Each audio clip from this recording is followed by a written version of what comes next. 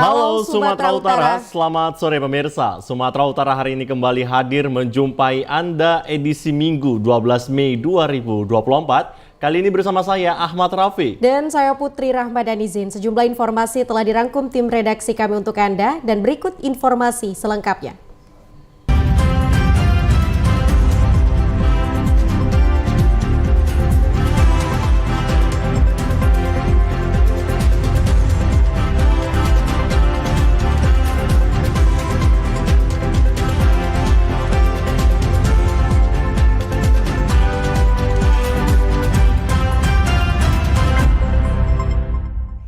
Kita awali informasi pertama pemirsa. Untuk mengantisipasi dan mencegah terjadinya aksi tindak pidana, Polres Tanjung Balai menggelar razia di sejumlah tempat hiburan malam pada Sabtu malam yang melibatkan seluruh kesatuan.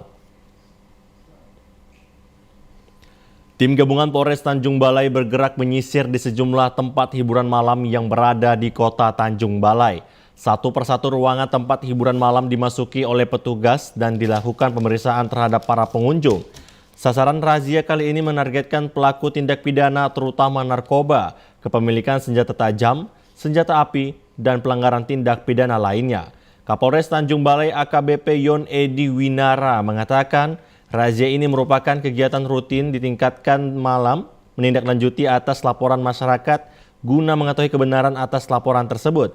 Meski saat razia ini petugas belum menemukan pelanggaran tindak pidana, namun Kapolres berkomitmen terus mengencarkan razia secara mendadak, berseragam, tertutup, serta undercover agar terciptanya rasa aman dan nyaman terhadap masyarakat. Yang pertama, kita punya kegiatan rutin yang ditingkatkan.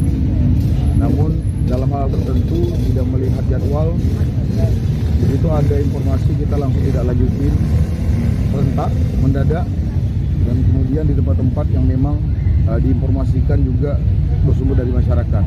Sehingga ini untuk menanggapi juga respon-respon reaksi dari masyarakat untuk kita ketahui kebenarannya melalui razia ini. Satres Narkoba Polres Labuhan Batu meringkus seorang kurir sabu-sabu yang akan mengantar pesanan. Pelaku yang sudah 2 kali lolos mengantar pesanan yang sama ini akhirnya digelandang ke Mapolres Labuhan Batu setelah aksinya diketahui petugas. Perjalanan FA alias Rizky warga Pangkatan Labuhan Batu sebagai kurir sabu yang hendak menuju alamat pemesanan terhenti setelah personel kepolisian dari Satres Narkoba Polres Labuhan Batu melakukan penghadangan di Jalan Besar Negeri Lama Labuhan Batu kemarin sore. Kanit Idik 2 Satres Narkoba Polres Labuhan Batu, Ibtu Ropensus Manik menjelaskan pelaku yang mengendarai sepeda motor ini diringkus tanpa perlawanan. Dari tangan pelaku pihaknya menemukan barang bukti 1 paket klip transparan berisi 18 gram sabu-sabu yang disimpan di dalam amplop putih. Adapun peran tersangka yang kita amankan adalah menjemput narkotika jenis sabu tersebut dari Potaran atau Merapat, hendak dibawa ke Pegantungan, dan ianya mendapatkan upah sebesar Rp700.000. Menurut keterangan tersangka sudah dilakukan sebanyak 3 kali. Saat diinterogasi penyidik, pelaku mengaku sudah 2 kali mengantar sabu langsung kepada si pemesan di Kecamatan Panehilir yang kini masih buron. Untuk sekali antar pelaku mendapat upah Rp700.000. Atas perbuatannya pelaku dipersangkakan melanggar undang-undang tentang narkotika dan ditahan guna memproses hukum selanjutnya.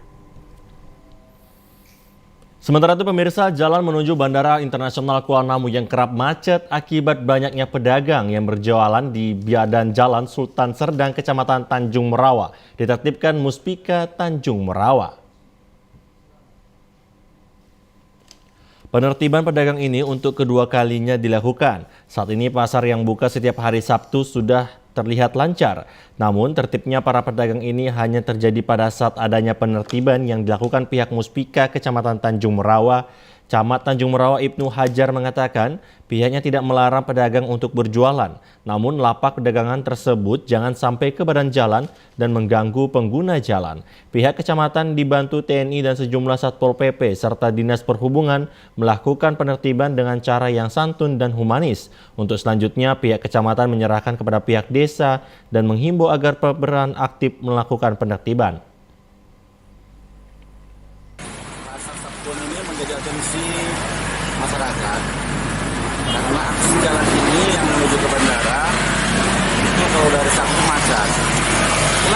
masyarakat karena banyak pedagang-pedagang ini yang berjualan sampai ke badan jalan.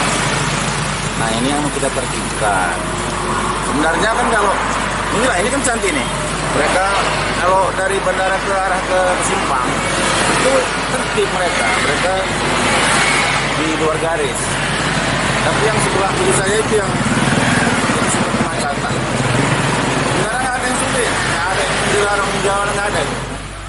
Lokasi pasar Sabtu ini berada di dua desa, yaitu Desa Buntu Bedimbar dan Desa Telaga Sari. Namun sudah 2 kali dilakukan penertiban, kedua kepala desa tersebut belum pernah terlihat di lokasi penertiban. Pemirsa, perkembangan teknologi di negara seperti Jepang, Cina, dan Korea salah satunya adalah memanfaatkan bahan bakar hidrogen sebagai penggerak mesin agar ramah lingkungan. PT PLN Indonesia Power yang berada di Desa Tanjung Pasir, Kecamatan Pangkalan Susu, Kabupaten Langkat juga sudah mulai mengembangkan teknologi dengan inovasi hidrogen power plant. Hidrogen power adalah sumber energi masa depan yang bersifat ekoenergi dengan proses pembakaran yang hanya menghasilkan air dan energi seperti listrik dan panas. Hidrogen dihasilkan melalui proses tertentu dan disimpan, sedangkan oksigen berasal dari atmosfer. Hidrogen yang disimpan akan dicampur dengan oksigen dari atmosfer dan terjadi reaksi kimia. Reaksi ini merupakan pembentukan air yang membebaskan energi yang kemudian dikonversi menjadi listrik hingga mendekati 100%. Tidak hanya itu, hidrogen ini juga mampu menjadi sumber energi tenaga mesin seperti kendaraan bermotor agar menjadi ramah lingkungan, sedangkan hasil penyimpanan oksigen bisa dimanfaatkan sebagai udara bersih seperti penggunaan oksigen di rumah sakit. Manajer Administrasi PT PLN Indonesia Power, Hendry, mengatakan hidrogen power plant ini merupakan program pemerintah guna meningkatkan renewable energi yang dimanfaatkan sebagai pendingin mesin yang ada di PLTU, sedangkan hasil oksigen akan dimanfaatkan sebagai udara bersih. Ini salah satu program yang harus kita sukseskan, yaitu renewable energy. Jadi hidrogen plant ini di PLTU Pangkalan Susu, hidrogennya itu kita manfaatkan untuk mendinginkan generator. Kemudian sisanya yaitu ada oksigen. Nah, oksigennya itu nanti bisa kita manfaatkan untuk kebutuhan rumah sakit atau udara bersih. Nah, kenapa kami katakan di sini green hydrogen plant? Karena listrik pemakaian untuk membangkitkan hydrogen power plant ini itu memanfaatkan solar cell. Inovasi hidrogen power plant ini merupakan terobosan yang perlu mendapat sentuhan dari pemerintah sehingga hasil pengolahan hidrogen dan oksigen bersih bisa dimanfaatkan untuk masyarakat. Jamiah Batak Muslim Indonesia (JMMI) mempelopori lahirnya Forum Keberagaman Nusantara sebagai anugerah yang harus disyukuri sesama anak bangsa untuk mempererat ikatan persaudaraan demi kebaikan bersama terwujudnya Indonesia yang tangguh. Peluncuran Forum Keberagaman Nusantara ditandai dengan pemutaran video dan penandatanganan nota kesepakatan dilanjutkan dengan pemukulan gong oleh tokoh masyarakat Sumatera Utara lintas agama, suku, dan budaya di Medan kemarin. Forum Keberagaman Nusantara ini digagas oleh Ketua Umum Jamiah Batak Muslim Indonesia (JBMI) sekaligus staf khusus Wakil Presiden Arif Rahman Syah Marbun mengatakan keberagaman merupakan anugerah Tuhan yang Maha Esa, patut disyukuri oleh anak bangsa sebagai pererat persaudaraan untuk kebaikan. Sumatera Utara sebagai miniatur Indonesia sehingga keberagaman Nusantara di-launching di Kota Medan. Yang dihadiri oleh Bapak Wakil Presiden, ikrar merajut keberagaman dan dimulai dari Sumatera Utara, dan pada hari ini kita ikhtiarkan mendeklarasikan Forum Keberagaman Nusantara yang dimulai dari Sumatera Utara, yang dimana di sini ada para pendiri semuanya, ada para Marsa, ada Pak Eri Nenggolan, dan ada Buya Ali Akbar Marbun selaku tokoh keberagaman Sumatera Utara. Keberagaman agama, suku, dan budaya adalah aset yang harus dirawat bersama demi membangun bangsa maju Indonesia tangguh. Sementara itu, dengan falsafah Pancasila dan semangat Dalihan Natolu bagi seluruh elemen masyarakat untuk bersama merajut keberagaman dalam persatuan terwujudnya Indonesia tangguh. Dalam upaya mempererat tali persaudaraan di tengah masyarakat Indonesia yang tangguh, dibutuhkan kebersamaan dalam keberagaman. Untuk mewujudkan hal tersebut, terbentuk Forum Keberagamaan Nusantara bermula dari Provinsi Sumatera Utara, merupakan sebagai miniatur Indonesia yang dinilai mampu menjaga keharmonisan dengan kekuatan toleransi di tengah masyarakat. Indonesia yang kaya akan keberagaman suku dan budaya memerlukan perhatian khusus untuk menjaga keberlangsungan harmoni antar kelompok. Keberagaman suku dan budaya adalah aset yang harus dijaga, dipelihara dan dirawat bersama demi membangun bangsa yang lebih kuat dan bersatu. Tokoh masyarakat Sumatera Utara Rahmat Syah mengapresiasi terbentuknya Forum Keberagamaan Nusantara sebagai wadah persatuan untuk merajut kebersamaan guna mendorong membangun bangsa. Dengan keberagaman tapi muncul kebersamaan, saling mengasihi, saling menyayangi, saling membantu. Jadi tidak lagi ada permusuhan hingga kita bisa fokus mensejahterakan bangsa ke depan, mengejar ketertinggalan dari bangsa-bangsa lain. Karena yang kita lakukan hari ini akan berdampak ke anak cucu kita, ke masa depan bangsa kita, ke citra bangsa dan negara kita dimanapun. Kita sudah diberi oleh Allah Tuhan Yang Maha Esa segalanya. Tinggal bagaimana kita merajut keberagaman tadi. Untuk ini adalah milik semua dan kita bisa bahagia, damai, sejahtera semuanya. Dengan semangat keberagaman yang dibangun diharapkan mampu melestarikan budaya guyup dan gotong royong dalam kehidupan masyarakat sehingga terwujudnya Indonesia sebagai bangsa yang kuat. Pemirsa, informasi menarik dan aktual lainnya akan kami hadirkan untuk Anda saat lagi. Tetaplah bersama kami.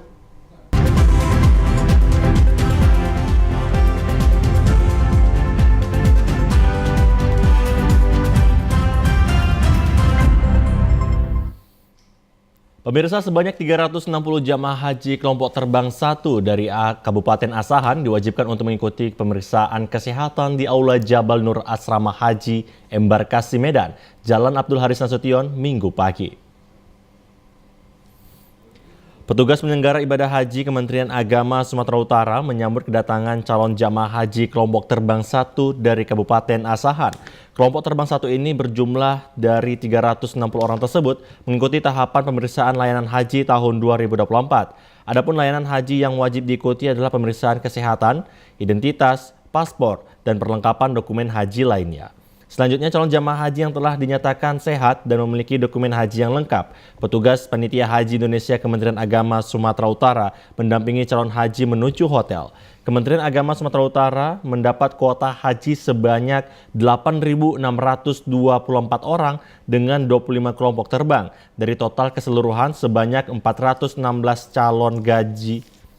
calon haji lanjut usia yang diberangkatkan dari Sumatera Utara. Kepala Kantor Wilayah Kementerian Agama Sumatera Utara Ahmad Kosbi Nasution mengatakan pemerintah memberi layanan haji dengan one-stop service ramah lansia. Bagi calon haji yang memasuki asrama diwajibkan untuk mengikuti pemeriksaan kesehatan dan mengambil perlengkapan haji. Jadi kita menerimanya sama dengan tahun yang lalu, sistem one-stop service, pelayanan satu atap. Jadi jamaah ini sampai di aula penerimaan ini, diperiksa kesehatannya, setelah dinyatakan sehat, baru nanti kita berikan segala dokumen, living cost, identitas yang terkait hak jamaah, kita kasih di ruangan ini. Jadi setelah mereka dapatkan itu, kita antar ke hotel, ke kamar masing-masing, untuk beristirahat sampai pemberangkatan besok. Jadi mereka tinggal makan nanti, beribadah, kalau kegiatan-kegiatan lain tidak ada, karena sudah kita pusatkan di penerimaan. Sementara itu, suasana haru mengiringi keberangkatan ratusan orang jamaah calon haji asal Kabupaten Asahan, Sumatera Utara ke Tanah Suci Minggu dini hari.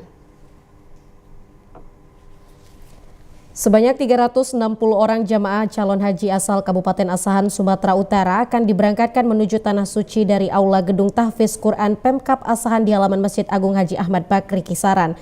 Jamaah calon haji Kabupaten Asahan terdiri dari 2 gelombang akan berangkat melalui embarkasi Medan. Gelombang pertama yang berangkat dari Sumatera Utara ini sebanyak 360 orang dan tergabung dalam kloter 1. Sedangkan gelombang kedua sebanyak 18 orang dan tergabung dalam kloter 14 bersama jamaah calon haji asal Deli Serdang dan akan berangkat pada 27 Mei mendatang. Bupati Asahan Surya usai melepas keberangkatan jamaah calon haji tersebut mengatakan dari 360 jamaah calon haji gelombang pertama asal Asahan, 8 orang diantaranya berstatus sebagai petugas haji. Dari data yang dihimpun tim peliputan terdapat jamaah calon haji tertua berusia 96 tahun. Sedangkan yang paling muda berusia 24 tahun. Mereka semua dinyatakan dalam kondisi sehat. Kita melepas jemaah haji kita untuk kloter yang pertama Asahan sejumlah 352 ditambah petugas 8 jadi 360. Insyaallah mudah-mudahan jemaah haji kita ini dapat melaksanakan rukun dan wajib hajinya secara baik dan selama dalam perjalanan tidak ada halangan dan tidak ada rintangan apapun. Jadi insyaallah mudah-mudahan dari total semua jumlah jemaah kita ini ada usia yang termuda umur 24 tahun dan yang tertua 95 tahun. Jamaah calon haji asal Kabupaten Asahan diberangkatkan dengan menumpang 7 bus ke asrama Haji Medan dan mereka akan berangkat ke Tanah Suci pada Senin dini hari 13 Mei 2024. Pemirsa, Kementerian Agama telah mematangkan program layanan haji ramah lansia dengan memperbolehkan calon haji tahun 2024 didampingi keluarga. Sebanyak 416 calon haji lanjut usia akan diberangkatkan dari Sumatera Utara. Kepala Kantor Wilayah Kementerian Agama Sumatera Utara, Ahmad Kosbi, memastikan kesiapan keberangkatan calon jamaah haji embarkasi Medan tahun 2024 di Asrama Haji Embarkasi Medan Jumat sore. Persiapan telah dilakukan seperti simulasi perjalanan bus yang akan mengangkut jamaah haji dari asrama ke Bandara Kuala Namu Internasional. Selain itu juga sebagai dukungan program pemerintah, yakni layanan haji ramah lansia, Panitia Haji dan Umroh Kementerian Agama Sumatera Utara melakukan persiapan ruang makan jamaah lanjut usia dan resiko tinggi. Nantinya ruang makan calon haji lanjut usia dan resiko tinggi akan dibuat khusus dan terpisah dari jamaah umum. Begitu juga dengan kamar hotel yang ditempatkan di lantai 1 Hotel Maditul Al-Munawaroh. Persiapan lainnya seperti makanan khusus calon haji lanjut usia dan resiko tinggi juga menjadi perhatian panitia. Tatkala penting pada tahun ini calon haji lanjut usia dibolehkan mendapat pendampingan dari keluarga. Tahun ini yang lansia boleh didampingi keluarga, anak atau istri atau suami. Kemudian yang reguler boleh dimahromi, suami bagi istri, istri bagi suami, anak bagi orang tua bagi anak. Dan juga jamaah disabilitas boleh didampingi keluarga. Pada tahun 2024 ini, Kementerian Agama Sumatera Utara akan memberangkatkan sebanyak 8.624 orang dengan jumlah embarkasi Medan 25 kloter, di mana kelompok terbang 1 akan berangkat pada 12 Mei 2024 sebanyak 355 orang. Pemirsa, informasi aktual lainnya akan kami hadirkan sesaat lagi. Tetaplah bersama kami di Sumatera Utara hari ini.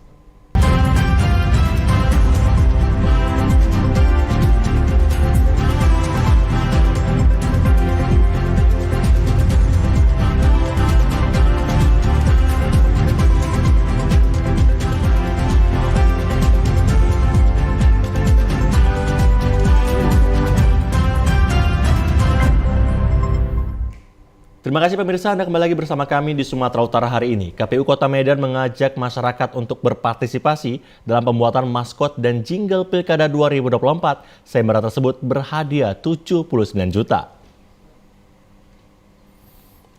KPU Kota Medan telah membuka sayembara pembuatan maskot dan jingle dalam pelaksanaan Pilkada yang akan berlangsung pada 27 November 2024 mendatang. Pendaftaran telah dibuka pada 26 April hingga 6 Mei 2024 di kantor KPU Kota Medan kemarin. Untuk memaksimalkan hasil karya masyarakat, KPU Kota Medan memperpanjang waktu pendaftaran hingga 10 Mei 2024. Maskot dan jingle yang terpilih sebagai juara nantinya akan digunakan sebagai lambang Pilkada 2024 di Kota Medan dan digunakan untuk kebutuhan sosialisasi Pilkada 2024. Pendaftaran lomba maskot dan jingle pemilihan wali kota dan wakil wali kota Medan tahun 2024 digelar secara gratis. Sayembara ini bertujuan untuk mengajak masyarakat dalam berpartisipasi menyemarakkan Pilkada 2024 di Kota Medan. Salah seorang anggota Komisioner KPU Kota Medan, Bobi Niedal Dalimunte, menuturkan perpanjangan waktu pendaftaran dilakukan untuk memberi kesempatan kepada generasi muda dalam menyalurkan bakatnya dan berpartisipasi pada Pilkada 2024.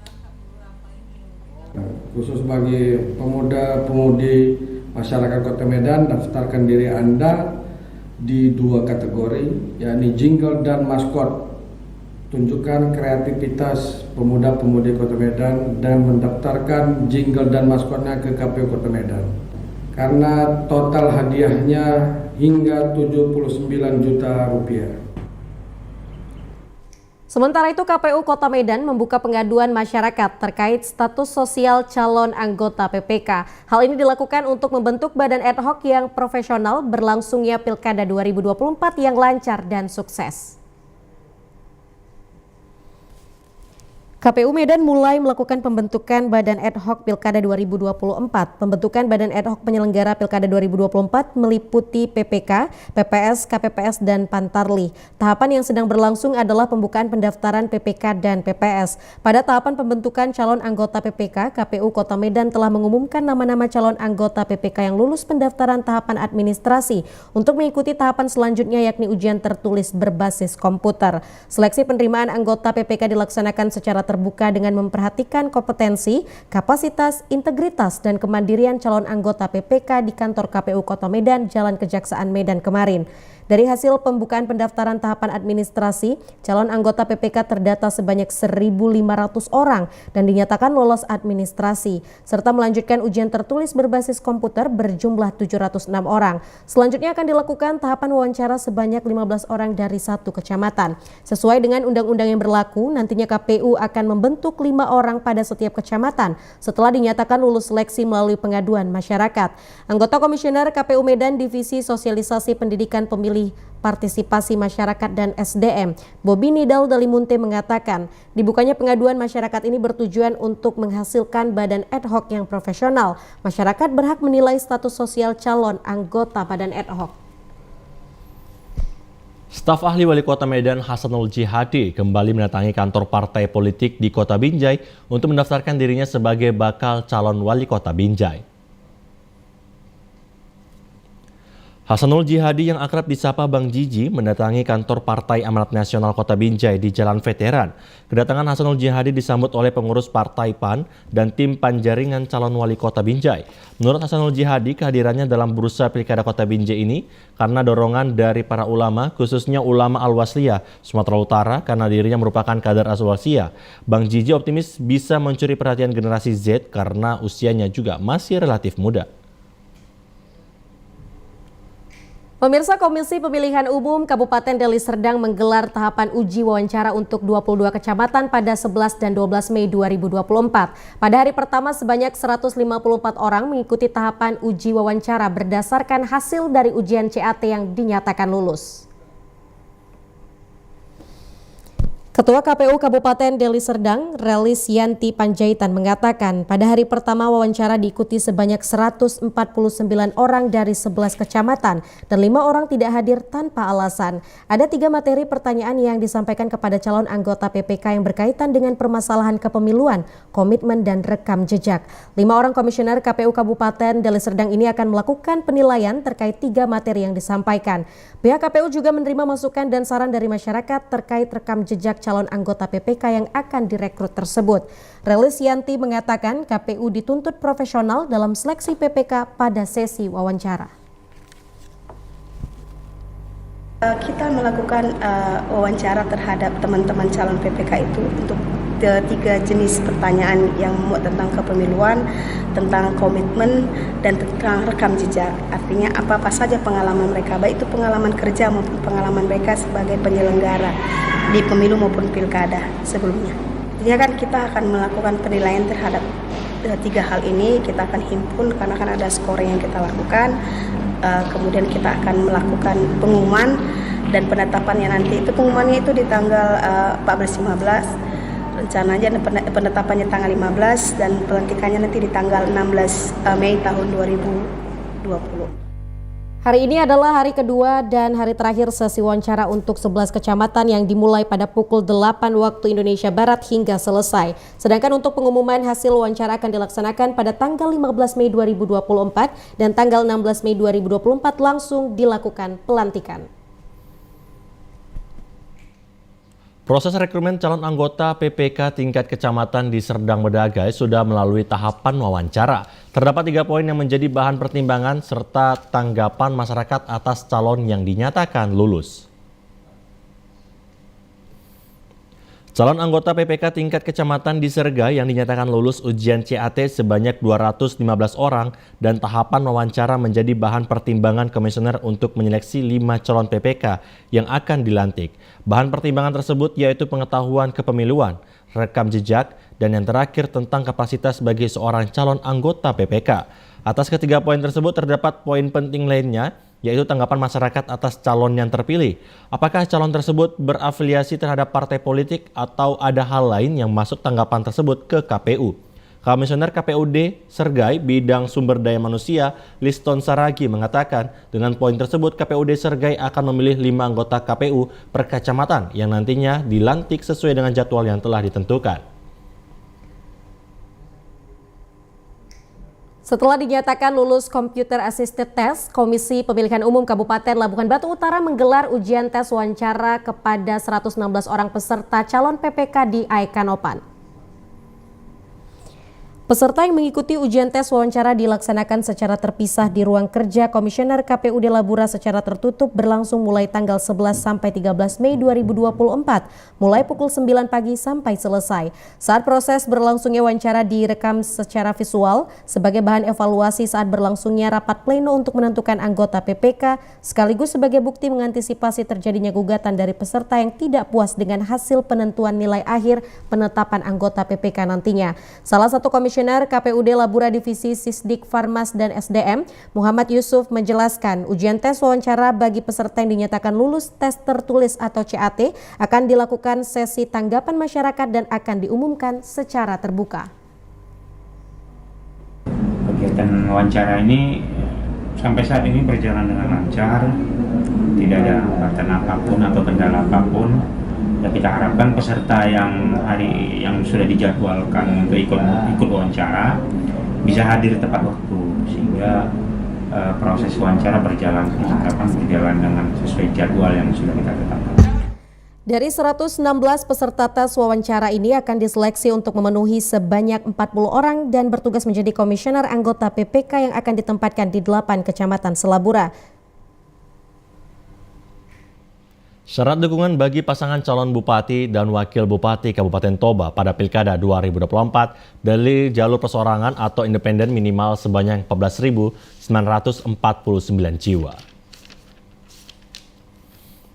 Ketua Komisi Pemilihan Umum Kabupaten Toba, Sugar Fernando Sibarani mengatakan, berdasarkan keputusan KPU Kabupaten Toba nomor 838 tahun 2024 tentang syarat minimal dan persebaran dukungan balon pasangan calon perseorangan sebanyak 14.949 penduduk. Jumlah minimal dukungan untuk jumlah penduduk yang termuat dalam daftar pemilih tetap terakhir 250.000 jiwa harus mendapat dukungan minimal 10% dari DPT terakhir. Menurut Sugar, sebaran minimal untuk Kabupaten Toba minimal harus didukung 9 kecamatan. Terkait jadwal pemenuhan dukungan calon perseorangan secara rinci, masih menunggu persetujuan teknis peraturan Komisi Pemilihan Umum atau PKPU yang mengatur pencalonan.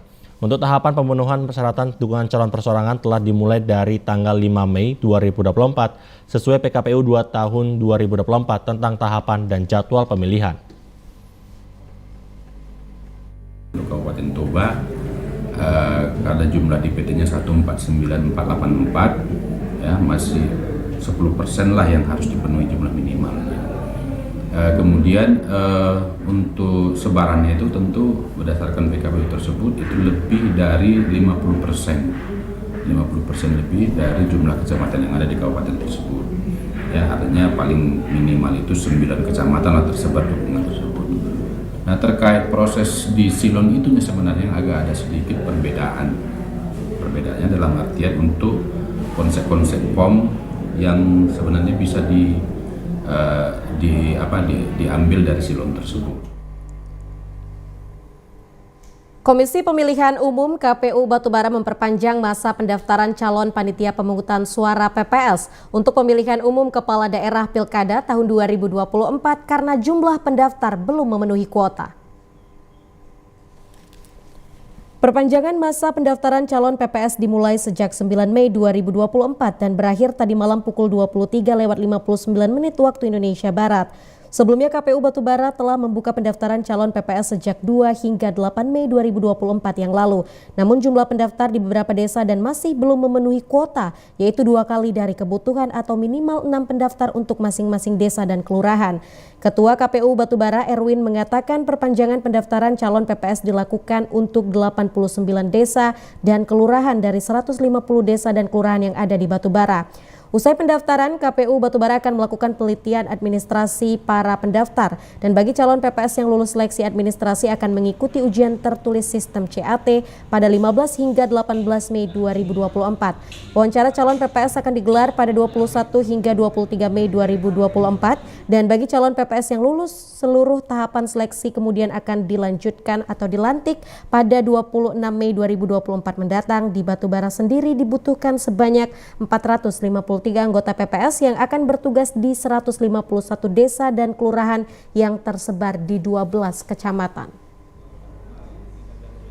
Jadi memang kita akan melakukan penelitian administrasi. Setelah penelitian administrasi ini akan dilaksanakan CAT ya. Setelah CAT ujian tertulis maka kita akan melaksanakan sesi wawancara. Seperti hari ini ya di KPPK nanti wawancara, kemudian nanti di tanggal 26 kita akan laksanakan pelantikan.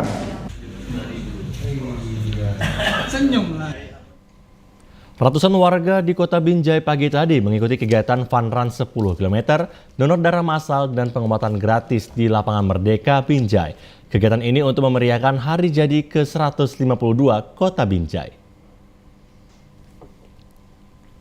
Kegiatan Fun Run 10 km ini dilepas oleh Wali Kota Binjai Amir Hamzah dari alun-alun Lapangan Merdeka Kota Binjai dengan rute sejumlah ruas utama jalan yang ada di Kota Binjai hingga finish kembali ke alun-alun Kota Binjai. Selain kegiatan Fun Run 10 km, warga juga mengikuti senam aerobik, donor darah massal, dan pengobatan gratis mulai dari pemeriksaan tekanan dan gula darah, pemeriksaan kolesterol, hingga pemeriksaan penyakit lainnya yang difasilitasi oleh Dinas Kesehatan Kota Binjai. Kegiatan ini merupakan rangkaian dari peringatan hari jadi ke-152 Kota Binjai. Wali Kota Binjai Amir Hamzah mengajak warga Kota Binjai untuk menyaksikan berbagai acara di alun-alun Lapangan Merdeka Binjai, mulai dari pementasan musik hingga pegelaran seni budaya. Pemirsa, berikut informasi perakiraan cuaca di sejumlah daerah di Sumatera Utara dari Badan Meteorologi, Klimatologi, dan Geofisika Wilayah 1 Medan yang berlaku pada hari Senin 13 Mei 2024. Assalamualaikum warahmatullahi wabarakatuh. Halo Sobat BMKG, bersama saya Devri Mandoza, Perakirawan BBMKG Wilayah 1 Medan, akan menyampaikan info perakiraan cuaca untuk Provinsi Sumatera Utara Senin 13 Mei 2024. Pada pagi hari kondisi cuaca berawan di wilayah Sumatera Utara.